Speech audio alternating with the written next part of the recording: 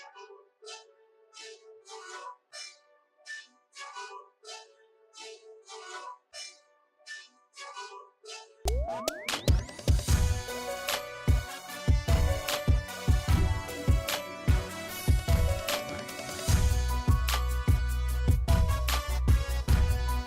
everyone, welcome to this brand new edition of The Take. I'm your host as always, Kenny Diggs. Glad you're here on this February 7th, 2019. Words can't describe this special day. February 7th, 2019 has my heart. Because today is my birthday. Yeah. Alright, thank you all for birthday wishes. You don't know how describe it is. For the ones that send it, thank you all for your love and support. And let's get started with the show. All right. Join in that conversation right here using the hashtag Take here on Connect. Let's get started with the big story. The big story this week is the Super Bowl is in the books as New England Patriots are once again Super Bowl champions for the 6th time. And we talk everything Super Bowl, from the game with Tom Brady winning, receiving his championships, the commercials, and some people might say that horrible halftime performance by Maroon 5 and others. Watch this. We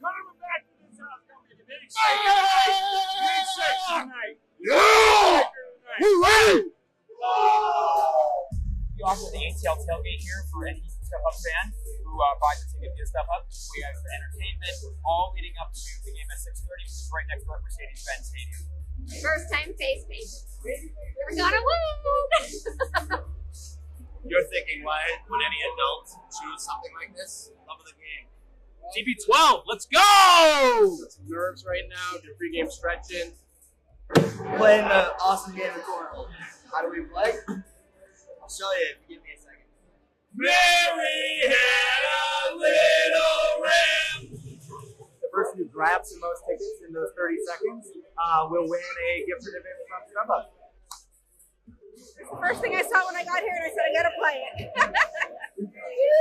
it.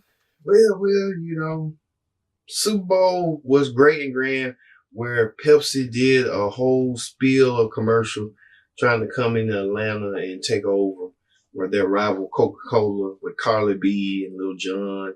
You saw that little commercial, right? You want to see it again? Watch it. Okay.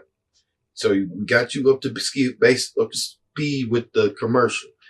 The game itself was great, but Tom Brady keeps on winning and winning and winning. And people can't believe Tom Brady's success after this. What do you get out of being 41 years old? Yeah. Putting yourself out there every year, working as hard as you work. What do you think your kids get out of that? I hope they follow their dreams. I think that's the thing for me. I was able to follow mine. Just to have them there means everything to me, because, you play for your teammates, you play for your family, you play for the fans. It's more than you. It's everyone. And sports is such a great way of bringing people together. And you look at how these communities are affected by sports. I love it, man. It's there's nothing I'd rather do. I can't imagine my life without it. And I'm very blessed. Tom Brady said that on Good Morning America, that he likes criticism than liking, compliments. That's his business. That's his own thing. That's his nature. But many people are talking about the halftime performance by Maroon 5, and some people even said this. Frontman, whose shirtless performance was ridiculed by many on social media, posted a note on Instagram expressing gratitude for making our dreams possible by performing at the Super Bowl, and then adding, "We thank our critics for always pushing us to do better." Maroon 5, so, but some people saying they should have just walked away. Maroon 5 never walked away from that type of money, that type of deal. Most of the time, halftime performers get union deals and stuff like that. So you have to look at it like from that standpoint, that typical nature. All right. In celebrity news, singer Christina Aguilera appeared on Bravo, Watch What Happened, and Andy Cohen got to the bottom of what happened between her and Pink back in the day. Watch this. She got candid about an infamous incident between her and Pink in the early stages of their careers. To recap the whole thing, Pink appeared on Watch What Happens Live in 2017. She revealed to Andy Cohen that there had been some kind of tension between her and Christina, and even claimed that Aguilera attempted to take a swing at her at a nightclub. Wow. So Aguilera remembers the night a little differently. Watch this. I have a love memory. I don't know. We had a love memory. She remembers you swinging on her. Okay, wait. Yeah. Look at her and look at me like I wouldn't swing on her. She's like, you know, she can beat my ass. Right. Are you kidding me? So she could really beat my ass. You remember playing spin the bottle and maybe kissing her or something. Yeah. How did you know that? Well, I felt that's where the story was going. Oh. Is that where the story was going? I was excited about a kiss, and I was like, oh, a kiss, and all's good, maybe no, whatever. And then she put her hand up like this. I was like, oh, okay, that's what we're doing. By the way, why are we talking about the swing when they kiss each other? They almost did. Yeah, almost. Whatever. To me, they kissed. All right. Christina later joked that Pink didn't want to get dirty with her, referring to her 2002 song. Okay. When Pink visited Watch What Happens 2 years ago, she explained that she and Christina have made amends since that feud in the early 2000s. Christina was keeping mum about her and Pink, about them playing kissing or something like that. I wouldn't even suspect that, but a lot of people allege that Christina and Pink had a fight, a fallout, and fought over a song on Lady Marmalade. Well, that was happening. That's so long ago. It's almost 20 years ago. Let it go. Also, Empire star Jussie Smollett was involved in a hate crime. And many of you may have known about that beating between himself and two men, but Jussie's story has got conflicted that he's not talking to police about staying records. Well, let's take a look what's going on in this situation. Empire star Jussie Smollett is striking a defiant tone, saying he couldn't let his attackers win. I had to be here tonight. An emotional Smollett's performing in front of a sold-out crowd in West Hollywood, speaking out in his first public appearance since reporting his assault, claiming that while in Chicago last week, he was jumped by two men wearing masks, shouting racist and homophobic slurs, and putting a rope around his neck. The most important thing that I can say is just to keep it simple and just say thank you so much, and that I'm okay. I'm gonna stand strong with y'all. The singer and star of the show Empire telling fans a lot of what's been said in the media is, quote, absolutely not true. I was bruised, but my ribs were not cracked. They were not broken. Both my doctors in LA and Chicago cleared me to perform, but said to take care, obviously. And above all, I fought the back. Yeah! Chicago police identifying two persons of interest. We are making gains in the investigation, and hopefully we'll bring it to a successful resolution soon. Regardless of what anyone else says, I will only stand for love. And I hope that you all stand for love. So thank you. We'll never know what's going on with Jussie Smollett as he appeared on here after his incident and came out swinging. So who knows what's going on with that situation and stuff like that. But we'll just keep on watching. All right, on talk shows this week, The View this past week welcomed U.S. Senator Cory Booker to make a historic announcement. Did you decide to run? I think all of us know that so many Americans are losing faith in this country's ability to work for them. People are feeling left out, left behind. And I think a lot of folks are beginning to feel that the forces that are tearing us apart in this country are stronger than the forces that tie us together. I don't believe that. And so I'm running to restore our sense of common purpose, to focus on the common pain that we have all over this country. We can do better, and I'm going to be in it to try to show folks that when we come together, when we stand together, when we work together, there's nothing we can't do. So, Booker says he is running for U.S. president, and he has certain ideas and concepts to get himself aligned and defeat the Trump machine. He is not only the first name. He's joined a long list of Democratic challengers, including Kamala Harris, including Julian Castro, and many people are predicting that Joe Biden will end the race sooner rather than later. So we'll see on that. All right. On the Wendy Williams show this week, Nick Cannon filled in for Wendy Williams this week, and he sent a message from the Queen of Talk herself about her status, about her show. Watch this. I talked to her, and honestly, she sounded amazing, y'all. We jumped on the phone, and first thing she said, Nick Cannon, how you doing? Yes, Wendy Williams saying, don't, she let Nick know and let the fans know that she's coming back sooner rather than later. She's just telling Nick, don't be comfortable, don't get complacent. I'm coming back. It's just, I'm handling my situation. Now, many of you know that Wendy Williams going through so much as late, it's alleged that her husband is sleeping with his mistress and got pregnant, and Wendy Williams having a nervous breakdown. So it's alleged. So we don't know for sure. We're just going stating by the facts. So if that's true, then Wendy Williams, hey, that's her thing. That's their thing. That's a New York thing. You think of it. It's just a whole Whitney Williams train thing. They've been doing it, and then people just start catching up to them. All right. So let's hey, we will be right back with more on the take. Stay tuned.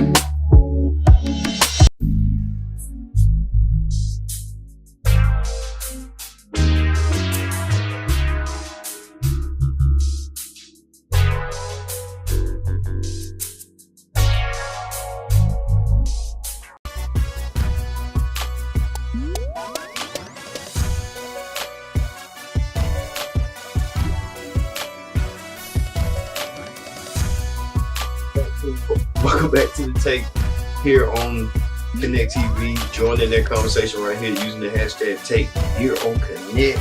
Glad you're here. Let's keep on the train moving on the political rundown. The political rundown this week is President Trump delivers the State of the Union address. And he has his critics on what we think should, on what he believes and what he don't believe and what compromises. It turned out from bad to worse in an instant. Just watch these highlight clips. Madam Speaker, the President of the United States.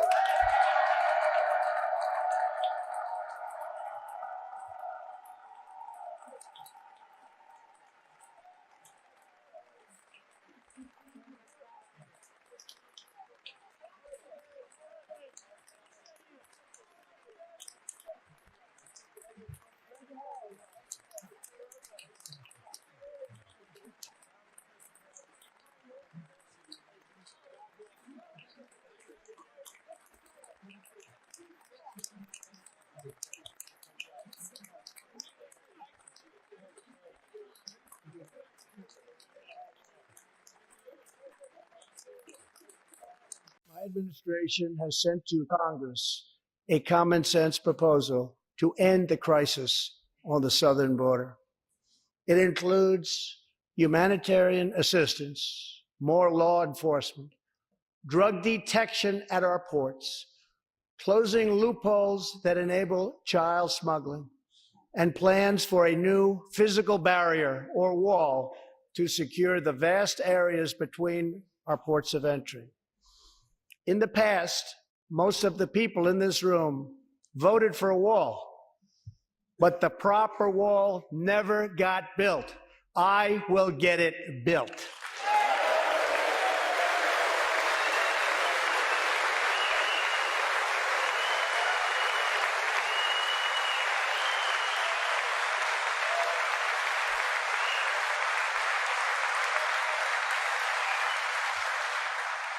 This is a smart, strategic, see-through steel barrier, not just a simple concrete wall. Yeah, one thing about the president, he went from the Mexican border to starting something, funding HIV to end AIDS, and then it trickled down to women's solidarity. It just trickled down to criminal reform and all. I was like, man, this man got a list of variety of programming that he just came out the jump with. So it's like same old story, same old song. So we have to see what's going on with that. All right. Speaking of the president, people are examining the president's schedule. Like, he has executive time.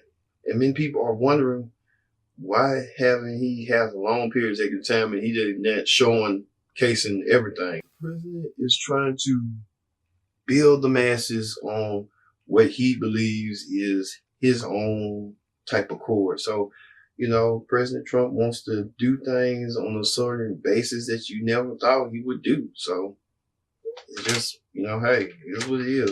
It's just, even Sarah Sanders had to defend him. Yep, you're going to defend him regardless of how you want to, because you're trying to keep your job.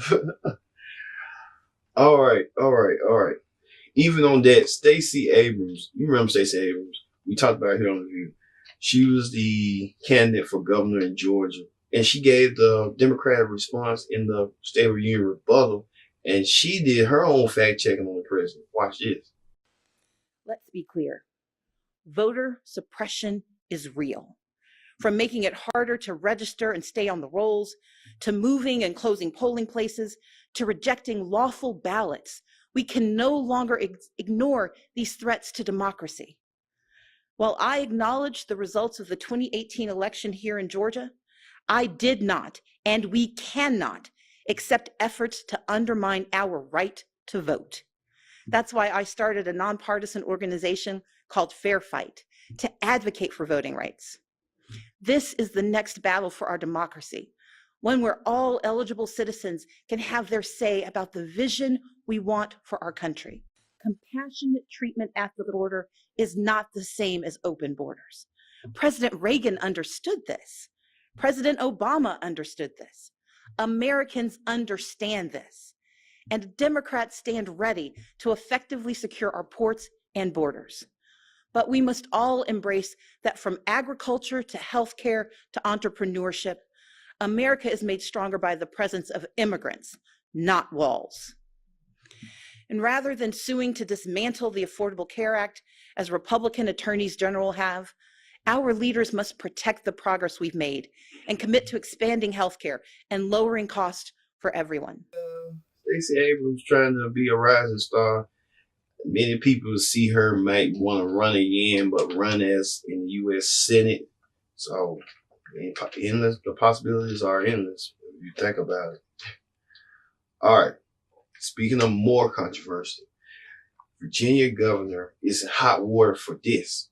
Morning, Virginia Governor Ralph Northam ignoring mounting calls for his resignation, including from fellow Democrats who say he's sticking around only to improve his legacy, not the state.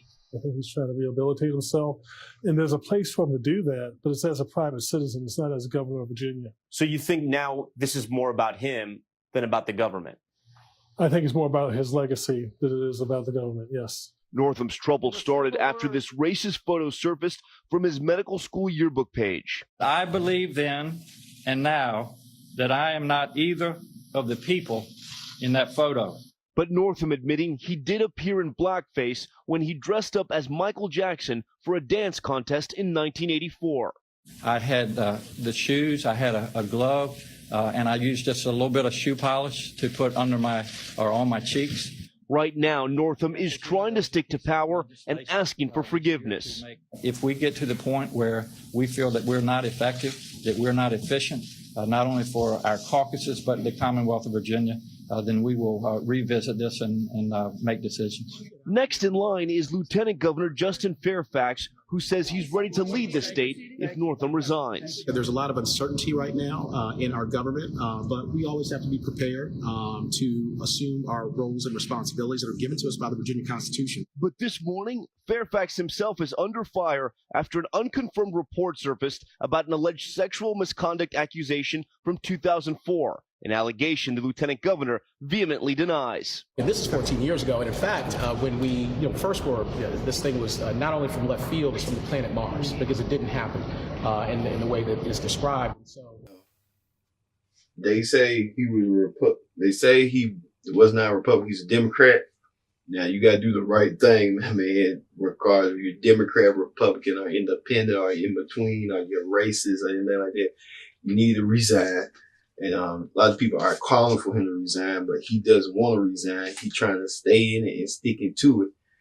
But at the same time, if it's not going your way, man, just, you know what I'm saying, people want to leave. And then people looking at the lieutenant governor, but then the lieutenant governor got some dirty closet, some skeletons, as well as he has a domestic charge from the past. So at the end of the day, it's kind of like you just don't know what's going on how this situation, how this order is going to be. So it's going to, you know what I'm saying, work itself out. But Virginia is just a cluster state. Do yourself a favor and resign. All right. On news this week, man, actor Liam Neeson, promoting his movie, made some controversial statements about race, and you won't believe what race he's talking about. Watch this. I remembered an incident nearly 40 years ago where a very dear friend of mine was brutally raped. And I was out of the country, and when I came back, she told me about this. And she handled the situation herself and her rapist incredibly bravely, I have to say that. But urge I had, it shocked me and it hurt me. I did seek help. I went to a priest out of my confession, and I was reared a Catholic. I had two very, very good friends that I talked to. And believe it or not, power walking. Power walking. Yeah, 2 hours every day. You can to get rid of this. And I'm not racist. This was nearly 40 years ago, but because I was brought up, and maybe I'm rabbiting on, Rob, so forgive me. Liam Neeson appeared on Good Morning America to try to defuse the situation, and he spoke to Robin Roberts about his actions about killing an inner black person at that time because of his friend was raped by a black person. Watch this. I'd never felt this feeling before, which was a primal urge to lash out. I asked her, did you know the person? It was a man. No. His race? She said he was a black man. I thought, okay. And after that, there were some nights I went out deliberately into black areas in this city looking to be set upon so that I could unleash physical violence. Well, you know. Well, Liam, if you're a highly profile actor, you was doing the taking serious. Things like that, they say keep that to yourself, but you should have kept that to yourself. And he just couldn't keep that to himself. He had to let that secret out. And it was like, now you just cost everything. You risk everything. You just, now people look at you differently than the others. So you got to be a little bit careful what you say. That's what they say now. You ain't got nothing to say good about somebody. Come say it all. Because at the end of the day, it's going to hurt you. It's going to affect you down the road. And you're going to be looking like, oh, man, why did I do what I do? For real. All right. On the reality show Clip Down, on The Bachelor this week. Well, Colton Underwood and his fellow female version were on a date in a tropical island, and this happened.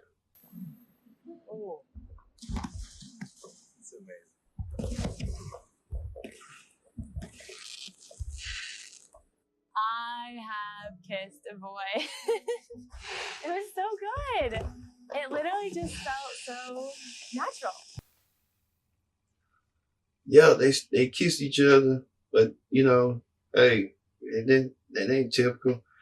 But at the same time, many people were saying the fireworks were telling them that they are a match. But we'll see if the sparks was flying. But at the same time, would you just like go and smash and go on about your business?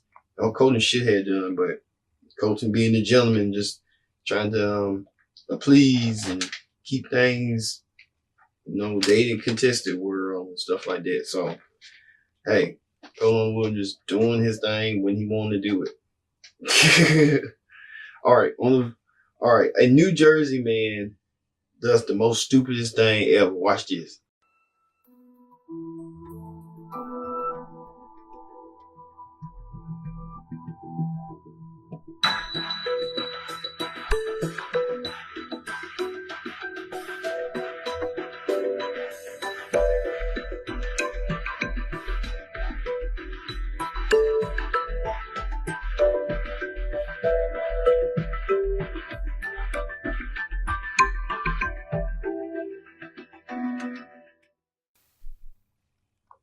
Really, dude, you gonna do that?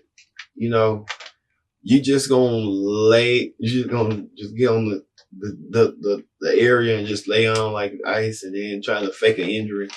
Man, is you that stupid that people already know what you're going to do before you do it, and you was caught on camera of all. Now you gotta pay all that money back that you try to claim that the ice machine did. The ice machine, it's just people now these days are just getting more desperate and more drastic than ever. For real. I'm telling you. All right. And find the viral video of the week. All right. Now, everyone loves Cardi B. And don't get me wrong. I love Cardi B. I love her songs and music. But this Girl Scout is trying to do something unique and different to sell Girl Scout cookies by being inspired by Cardi B. Watch this. The man smells delicious. She does the chocolate bliss, stack as long as the vine. Fantastic blows my mind. Hey, that really binds. I'm not sure if really need this. Selling cookies to get some. She's real, not monopoly. I got girls in my troop. Cookies to boot.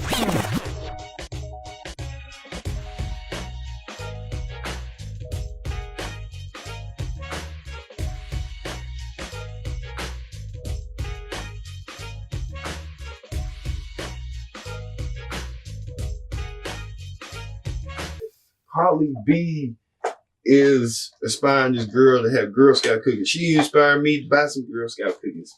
See? So, hey, what this is? What I brought from her? Crispy cookie layer, talagons.